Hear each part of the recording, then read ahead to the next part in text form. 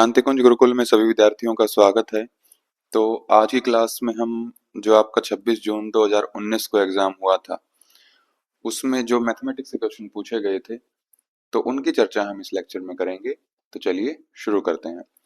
पहला क्वेश्चन इसमें पूछा गया था, what which of the following fraction is the result of the sum of an integer and its reciprocal. कि ऐसी कौन सी भिन्न है जो एक पूर्णांक और उसके व्युत्क्रम के योग का परिणाम है। ठीक है, तो सिंपल क्वेश्चन है ये। सबसे पहले हम मान लेते हैं कि वो इंटीजर क्या है। लेट इंटीजर कोई भी मान सकते हो आप, अल्फाबेट हम x मानकर चलते हैं। ठीक है, तो x हमने ले लिया कि इंटीजर हो गया ये। इसका रेसिप्रोकल क्या होगा? रेसिप्रोकल ऑफ इंटीजर, तो वो होगा आपका 1/x। अब इनका निकालना है आपको सम, तो सम क्या होगा?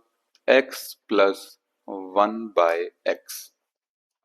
ठीक है, और इस तरह के क्वेश्चन में आप डायरेक्ट भी याद रख सकते हैं कि इसकी वैल्यू क्या होती है, x² प्लस 1/x। ठीक है, नहीं तो आप एलशियम लीजिए, एलशियम आएगा आपका x, तो x डिवाइड बाय 1 है तो x बचेगा, x की x के साथ मल्टीप्लाई तो x², x से इस x को डिवाइड करेंगे तो 1 आएगा, 1 की मल्टीप्लाई इसके साथ तो 1, तो x² प्लस 1/x। ठीक है, अब जितने भी ऑप्शन आपके पास दिए हुए हैं, पहला दिया है 15/8, 26/5, 36/7, 37/5, तो इन सभी को आप इस फॉर्मूले में पुट करके देखेंगे। और पुट क्या करना है आपको, x की जगह पर आप क्या रखेंगे, तो वो रखेंगे इसका डिनोमिनेटर। तो डिनोमिनेटर पहले में है x की जगह 8। ठीक है, क्योंकि इसको कंपेयर कीजिए आप इन ऑप्शंस के साथ, तो 15/8 लिखा है, तो यानी कि 8 आपकी x की वैल्यू है। ठीक है, ऐसा ही सारे जो भी ऑप्शंस दिए गए हैं उनमें करना है। तो पहले नंबर पर हम x की जगह पर 8 रख के देखते हैं, तो अब हमारा 8 का स्क्वायर प्लस 1/8, तो ये बना आपका 65/8। 15/8 नहीं आया, तो ये आपका ऑप्शन गलत हो जाएगा। ठीक है, फिर दूसरे नंबर पर हम x की जगह रखेंगे 5, क्योंकि डिनोमिनेटर में 5 है, तो अब इसको करके देखते हैं, 5² प्लस 1/5, तो 25 प्लस 1 26 डिवाइड बाय 5, तो 26/5, तो ये हमें मिल गया है। यही हमारा क्या है, इसमें आंसर है। बाकी भी आप रख के देख सकते हैं कि ये बनेगा आपका 7² प्लस 1/7 और नीचे बनेगा 5² प्लस 1/5, ये हमने कर लिया है, तो इसका 26/5 आएगा। तो फोर्थ ऑप्शन इसी के बिहाफ पर आप कैंसिल कर सकते हो, ये बनेगा आपका 50/7, तो ये भी नहीं होगा, तो सेकंड ऑप्शन इसमें आपका करेक्ट हो जाएगा। ठीक है, बहुत ही सिंपल क्वेश्चन है अगर आपको ये तरीका पता है तो। अगला क्वेश्चन हमारा आता है लेटर कोडिंग से। क्या दिया है इसमें, if region is coded as 5, government as 9, then the code for accident is. तो ये मिक्स आपका दिया हुआ है, लेटर भी हैं और नंबर्स भी हैं। तो जनरली जब या तो इसमें हर एक लेटर के लिए एक कोड लिखा होता, ठीक है, एक नंबर लिखा होता, या फिर दो लेटर को मिला के एक नंबर लिखा होता, लेकिन ऐसा कुछ नहीं दिया है, एक सिंगल डिजिट इसने दिया है। तो जनरली ऐसे क्वेश्चंस में जो भी आपकी एक सीक्वेंस मैंने बताई थी कि अल्फाबेट्स की सीक्वेंस आप लिख लेंगे। ठीक है, जनरली क्या होता है वो अभी मैं पहले आपको बता रहा हूं। तो जो आर का नंबर है 18, ठीक है, अगर सीधे से लें तो, और उल्टा लें तो इसका आपका बनता है 9 नंबर। ठीक है, तो इन सारे लेटर्स का जो नंबरिंग है उनको हम ऐड कर देंगे तो हमारा नंबर मिल जाता है। लेकिन आप देख रहे हैं कि अगर सीधे हम पढ़ते हैं तो 18 नंबर पर आर आता है, और उल्टा पढ़ते हैं तो 9 नंबर पर आता है, तो यानी कि दोनों ही 5 से क्या है, ज्यादा है। तो यानी कि नंबरिंग का इसमें सिस्टम नहीं दिया है। फिर क्या दिया है इसमें, आप रीजन को ध्यान से पढ़िए। कितने लेटर्स हैं इसमें, 1 2 3 4 5 6, 6 लेटर्स हैं। और इसका कोड दिया है आपको 5, यानी कि लेटर्स जितने हैं उसमें से एक माइनस किया तो इसने एक कोड लिख दिया। ठीक है, हम देखते हैं क्या गवर्नमेंट में भी यही सीक्वेंस आपकी बन रही है। तो GOVERNMENT, कितने हैं इसमें लेटर्स, 1 2 3 4 5 6 7 8 9 10, 10 लेटर्स हैं। तो इसका कोड दिया है इसने 9, यानी कि अगेन इसने जितने लेटर्स हैं उससे एक कम की इसने नंबर इसको दे दिया है, वो इसका कोड बना दिया है। ठीक है, तो यानी कि एक्सीडेंट में भी हमारा सेम ही होगा। तो इसमें कितने हैं, 4 और 4 8, तो इसका कोड क्या होगा, -1, यानी कि 7। तो 7 इसका आपका आंसर करेक्ट हो जाएगा। ठीक है, तो लेटर सीरीज का सबसे सिंपल क्वेश्चन ये माना जाता है इस तरह के। अगला क्वेश्चन हमारा आता है, ये हम क्लासेस में भी डिस्कस कर चुके हैं एक बार, तो अभी क्योंकि हम केवल जून 2019 के पीवाईक्यू कर रहे हैं तो दोबारा से मैं कंसेप्ट आपको समझा रहा हूँ। क्या दिया है इसने, the average of 35 row scores is 18. The average of first 17 of them is 14, and that of last 17 is 20. Find the 18th row score. तो 18वां प्राप्तांक आपको ज्ञात करना है। ठीक है, तो सबसे पहले आप 1 से 35 तक लिख लीजिए केवल समझने के लिए। जब आप समझ जाएंगे तो ये लिखने की जरूरत नहीं है इसमें, क्योंकि इसका केवल समझने के पर्पज से सिग्निफिकेंस है और कोई इसका सिग्निफिकेंस यहाँ पर नहीं है। ठीक है,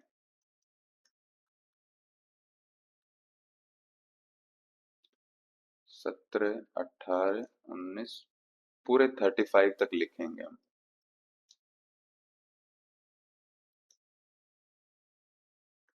ठीक है, ताकि एक चीज इसमें समझानी है मुझे, वो आप आराम से समझ जाओ। जो बिल्कुल शुरुआत से पढ़ रहे हैं तो उनके लिए ये लिखना जरूरी है। पहले इसने दिया कि 35 रो स्कोर्स हैं, उनका एवरेज कितना है, 18 है। तो इसमें सम कैसे निकालेंगे हम।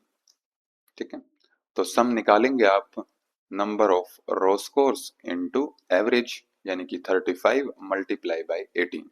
ठीक है, तो ये टोटल सम आ गया आपका पूरे के पूरे 35 रो स्कोर्स का।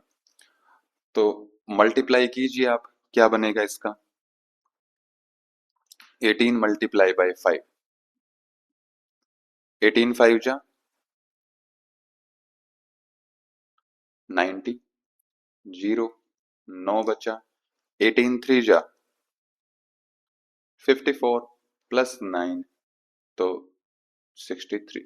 तो 630 आपका बना टोटल सम। इससे अगली सिचुएशन इसने दी कि जो एवरेज है पहले 17 स्कोर्स की वो 14 है। ठीक है, तो अब इसका हम सम निकालेंगे तो कितना आएगा, F17 में इसको लिख रहा हूं, यानी कि फर्स्ट 17, तो 17 तक, 1 से 17। तो 1 से 17 की इसने एवरेज दी है 14 है, तो सम कितना हो जाएगा, यानी कि 14 मल्टीप्लाई बाय 17। ठीक है, तो इसको आप मल्टीप्लाई कीजिए, कितना आएगा,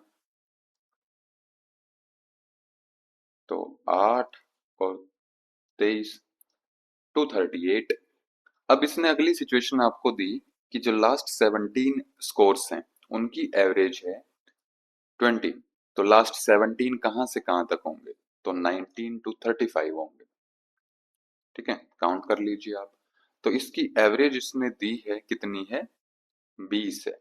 तो इसका सम कितना होगा, 20 मल्टीप्लाई बाय 17, क्योंकि 17 ही स्कोर्स हैं ये, तो 340। तो यहां पर सम लिखें लास्ट 17 का, तो यह आपका बनेगा 340। अब जितने भी हमारे पास 35 स्कोर्स थे, अगर सबको हम अलग अलग ऐड करते तो हमारा टोटल आता 630। पहले 17 को जब हमने टोटल किया तो हमारा जो टोटल बना वो बना कितना 238, और नीचे वालों का टोटल जब हमने किया तो वो बना 340। ठीक है, तो अब सबको जोड़ दें तो 630 आता, पहले 17 को 238, लास्ट वाले 17 को जोड़ दिया 340 आया, बचा बीच का 18वां, यानी कि यही आपको निकालना है, यही पूछा है इसने। तो टोटल 630 से हम 238 माइनस कर दें, 340 को माइनस कर दें, तो आपका 18वां स्कोर निकल जाएगा। ठीक है, या तो एक बार इनको ऐड कर लीजिए या फिर एक साथ दोनों को माइनस कर दीजिए, -238 -340। ठीक है, तो ये आपका क्या बच जाएगा, आंसर बच जाएगा।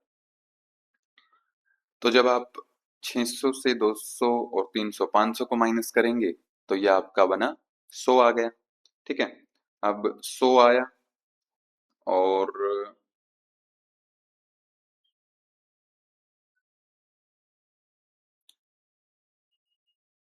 30 से फिर -78,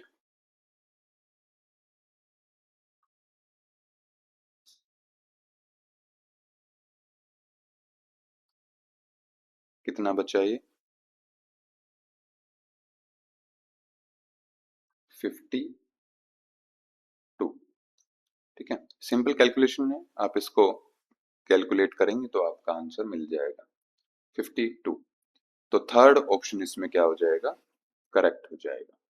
ठीक है,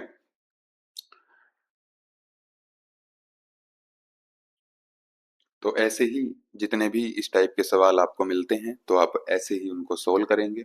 ठीक है, हो सकता है आने वाले उसमें आपको 35 की जगह 45 दे दे, फिर बोले कि पहले 22 का और लास्ट वाले 22 का सम इतना है या फिर एवरेज इतनी है, तो 23rd जो रो स्कोर है उसको ज्ञात कीजिए, तो ऐसे ही आपका वो सवाल लग जाएगा। ठीक है, प्रैक्टिस के लिए मैं दे देता हूं कि एवरेज जो है of first sorry average of 45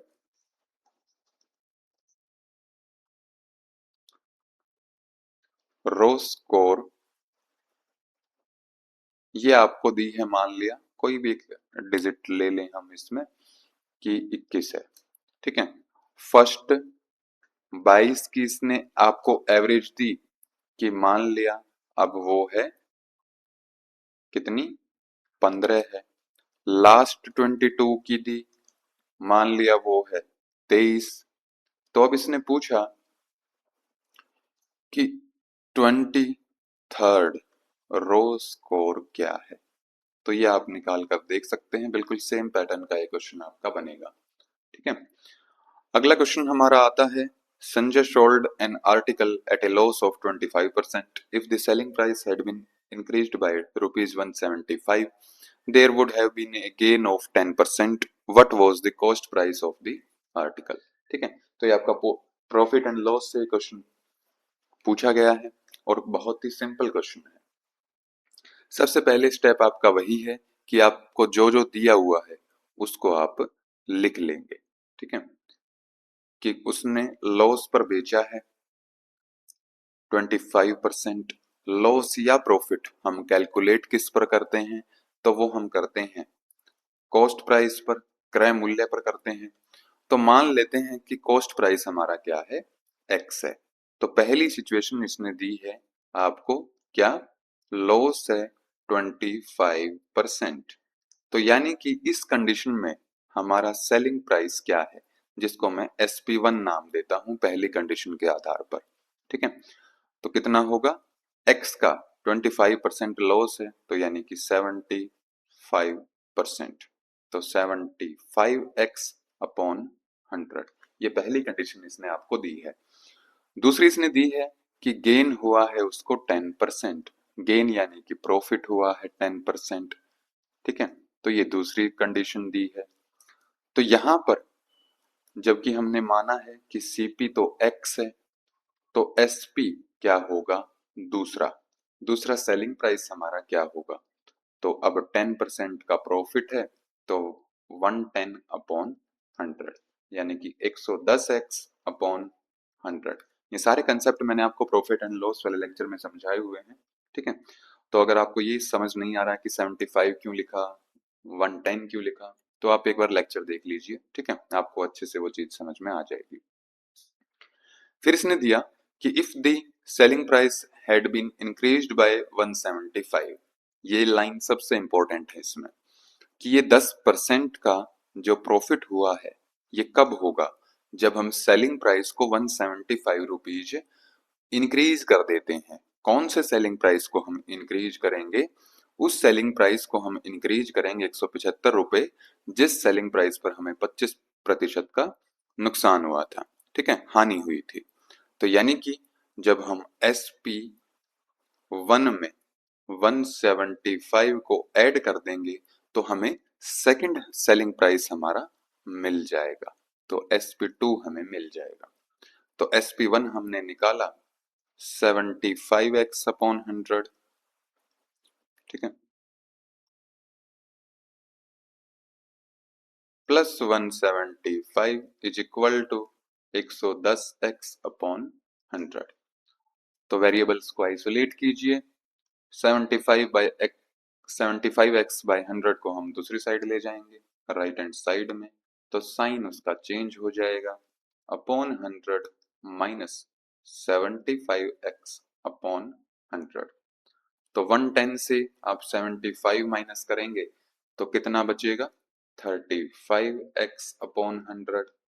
पूछा क्या है इसने, निकालना क्या है, सीपी निकालना है, तो x ही हमारा सीपी है, तो x की वैल्यू क्या हो जाएगी, 175, 100 डिवाइड में था तो मल्टीप्लाई में, 35 मल्टीप्लाई में था तो डिवाइड में, 35 5 जा 175, तो x आपका आया 500, यानी कि 500 रुपए क्या है उसका कॉस्ट प्राइस हो जाएगा। इसको आप वेरीफाई भी कर सकते हो आंसर को, ठीक है, अगर आपके पास समय है तो, कि अब 500 के ऊपर 25% का लॉस, यानी कि 75 अपॉन 100, तो ये बचा आपका 5, तो ये कितना बचेगा आपका 25 37, 375 रुपए आपका पहला सेलिंग प्राइस आया जब उसको 25% का नुकसान हुआ था। दूसरा सेलिंग प्राइस निकालिए, 10% प्रॉफिट, तो अगेन 5, तो ये हो जाएगा आपका 550। अब इन दोनों का डिफरेंस आपका 175 आना चाहिए, क्या आ रहा है, तो 550 से जब 375 को माइनस करेंगे तो 5 और 14 से 7 गए 7, 4 से 1 गया 3, 175, यानी कि 500 आंसर हमारा बिल्कुल क्या है, सही है, ठीक है। वेरीफाई कर सकते हैं आप, अभी प्रैक्टिस स्टेज में है आप, तो सारी चीजें आप करके देखिए, ठीक है, ताकि ऊपर नीचे जिस तरीके से भी सवाल आपसे पूछा जाए तो आप आराम से उसको लगा सकें। अगला क्वेश्चन हमारा आता है, a train leaves Agra at 5 a.m. and reaches Delhi at 9 a.m. Another train leaves Delhi at 7 a.m. and reaches Agra at 10:30 a.m.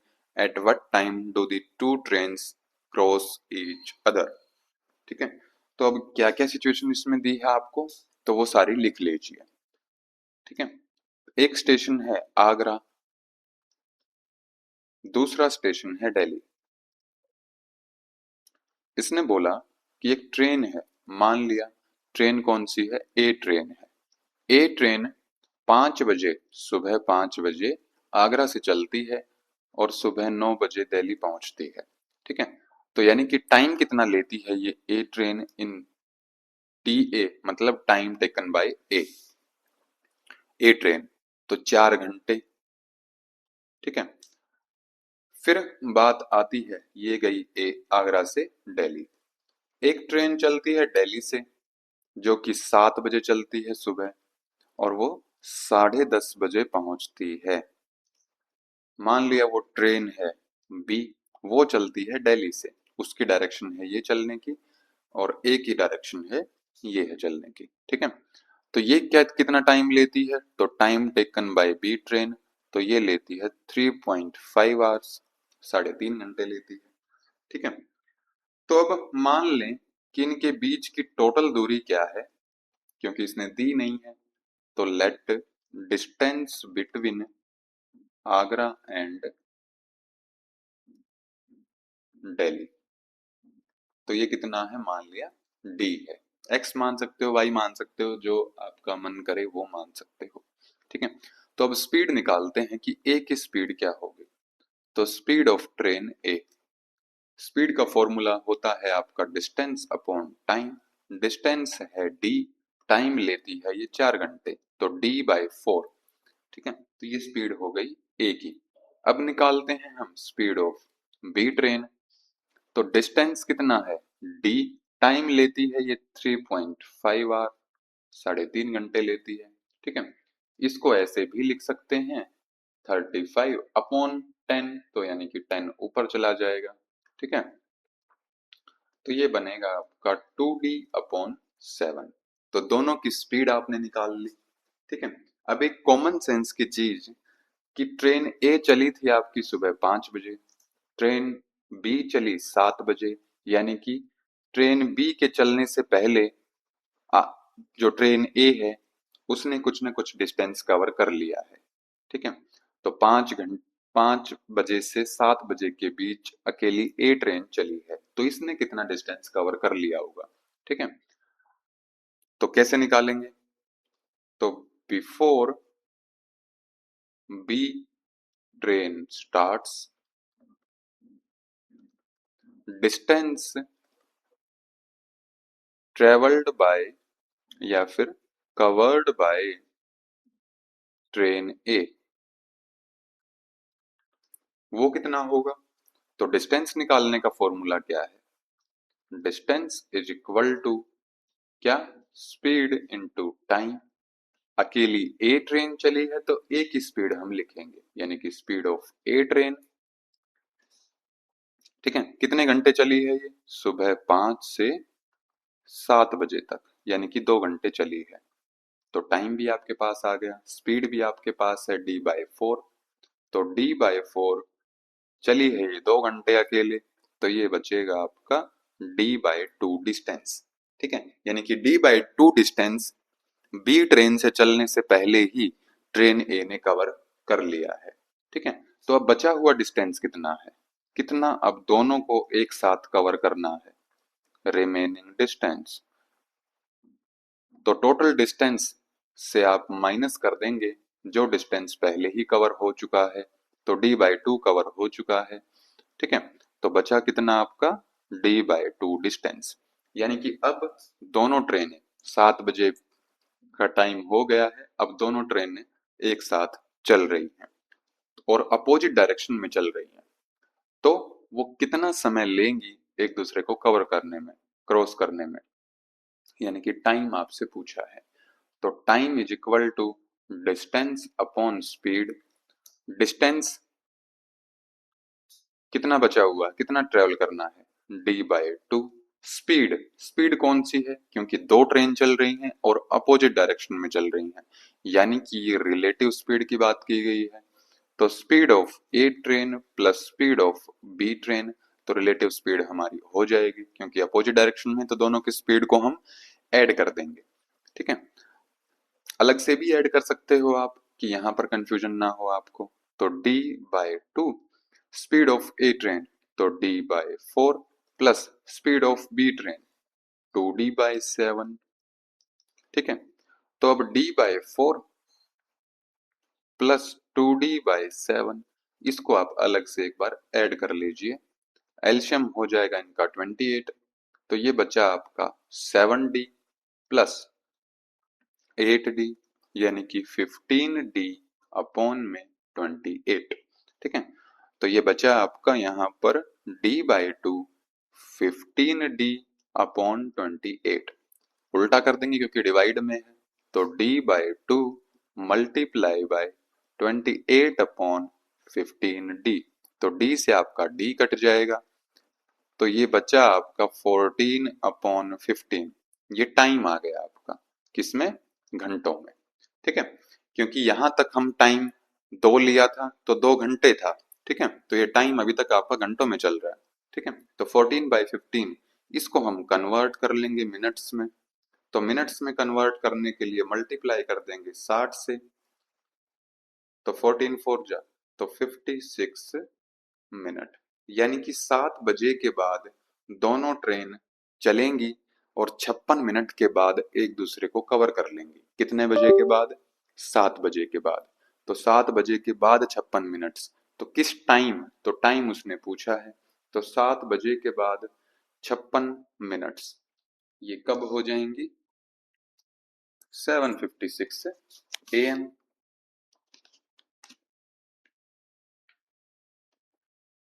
तो फोर्थ ऑप्शन इसमें आपका करेक्ट हो जाएगा, कोई डाउट नहीं है इसमें।